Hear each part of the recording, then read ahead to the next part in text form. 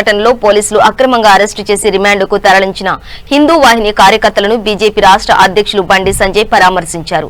ఆదిలాబాద్ జిల్లా జైల్లో కార్యకర్తలకు భరోసా ఇచ్చి అనంతరం మీడియాతో మాట్లాడారు. ఈ సందర్భంగా ఆయన సీఎం కేసీఆర్ పై తీవ్ర స్థాయిలో మండిపడ్డారు. సీఎంకు హిందువులంటే లెక్కలేదని, యాగాలు పూజలు చేయించడం అనేది కేవలం నటననేనని విమర్శించారు. జిల్లా పోలీసు అధికారులపై ఆగ్రహం వ్యక్తం చేశారు.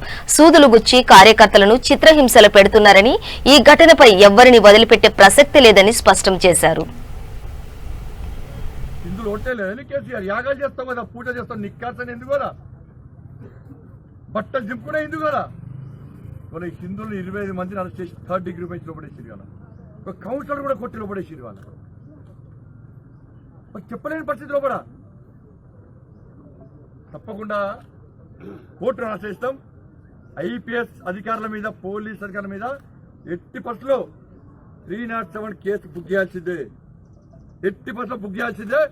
వాళ్ళ మీద 307 బుక్ చేసేవారు కూడా ఎట్టి పరిస్థితుల్లో భారతీయ జనతా పార్టీ వదిలిపడే ప్రసక్తి లేదా. ఆ కార్యకర్త షాక్ తిన్నాడు. వెంటనే ఆ ముగ్గురిని, ఆ గాయపడ్డ కార్యకర్త అందరూ కూడా వెంటనే ప్రభుత్వం ట్రీట్మెంట్ ఇప్పించాలి. లోపల వాళ్లకు చిన్న చిన్న ట్రీట్మెంట్ ఇప్పించి వాళ్ళకి ఏం జరిగినా కూడా ముఖ్యమంత్రికి అదే దెబ్బ పడుతుంది. పాపం వట్టినే పోదు. అందుకే డౌన్ ఫాల్ స్టార్ట్ అయింది. తన గోతి తానే అవుతున్న రాష్ట్ర ముఖ్యమంత్రి రాజకీయ సమాజం చేసుకుంటున్నాడు. కొంతమంది అధికారుల మాటల మీద హిందూ యువకులు ఇబ్బంది పెట్టే ప్రయత్నం చేస్తున్నాడు. హిందూ వాహిని కార్యకర్తలు, భారతీయ జనతా పార్టీ కార్యకర్తలు, బజరంగ దళ కార్యకర్తలు, విద్యార్థి పరిషత్ కార్యకర్తలను వాళ్ళు ఇబ్బంది పెడితే కంట్రోల్ చేస్తా అనుకుంటున్నాడు. కంట్రోల్ తప్పుతున్నాడు రాష్ట్ర ముఖ్యమంత్రి. కంట్రోల్ చేయడం కానీ కంట్రోల్ తప్పుతున్నావు. నువ్వు సోయి లేకుండా వ్యవహరిస్తున్నావు. నీకు సోయి తెప్పిస్తా, పక్కా సోయి తెప్పిస్తా నీకు. కాబట్టి వెంటనే ఆ యువకులకు బయట ట్రీట్మెంట్ చేయించాలి. మెరుగైన వైద్యం తప్పకుండా వైద్యం అందించాల్సిందే.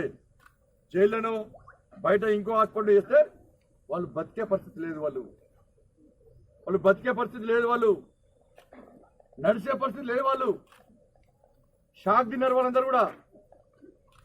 ఈ 5 ఐపీఎస్ అధికారులు, ఇద్దరు, ఒక సిఐ, ఒక డిఎస్పీ, ఒక ఎస్పీ, వీళ్ళ మీద ఎట్టి పరిస్థితిలో క్రిమినల్ కేసు 307 బుక్ చేయాల్సిందే.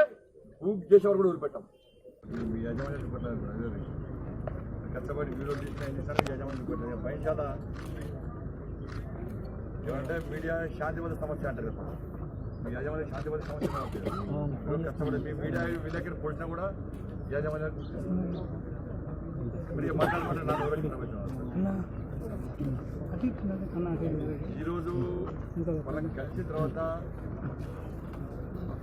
వాళ్ళని చూసిన తర్వాత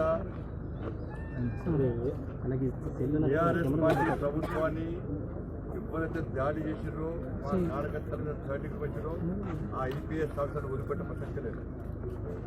గుండాలకు కొంచెమన్నా ఐపీఎస్ దేనికోసం చేసిరు? మీరు అమ్మాకులను కొట్టడానిక, హిందువులను కొట్టడానిక?